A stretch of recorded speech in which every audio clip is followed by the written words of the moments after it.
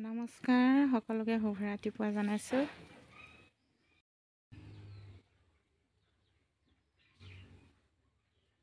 হ'ল চাগে মোৰ, কিন্তু আজি উঠাও দেৰি আৰু ভাত শাক বনোৱাও দেৰি হৈছে। এয়া কাচকল কাটিব লৈছোঁ।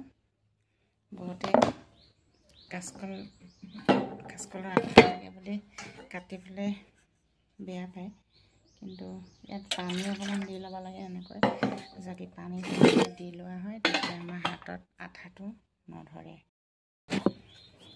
আপোনালোকে এইটো ফ্ৰাই কৰি লাল চাহতো খাব পাৰিব, বহুত ভাল লাগে। তেনেকৈ খাইছোঁ। এতিয়া বজাৰৰ চিপছবিলাক তাততো বহুত মচলা চচলা দিয়া থাকে, গতিকে সৰুবিলাকো খুৱাব নালাগে।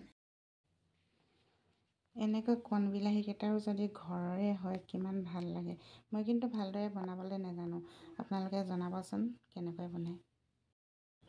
এনেকৈ আকৌ চাটনি বনাবলৈ মানুহজনে এয়া নৰসিংহ পাত আৰু এয়া ভেদাইলতা, তাৰপিছত এইখিনি ভেদাইলতা হয়, এইকেইটা মিক্স কৰি আৰু কিবাকিবি মচন্দৈ কিবাকিবি মই মিলাই মেলি চাটনি বনাম, পিচিব লাগিব।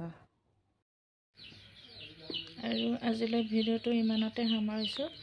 যদি ভিডিঅ'টো চাই ভাল পায় সকলোৱে মোৰ চেনেলটো ছাবস্ক্ৰাইব কৰি দিব আৰু লাইক কৰি দিব।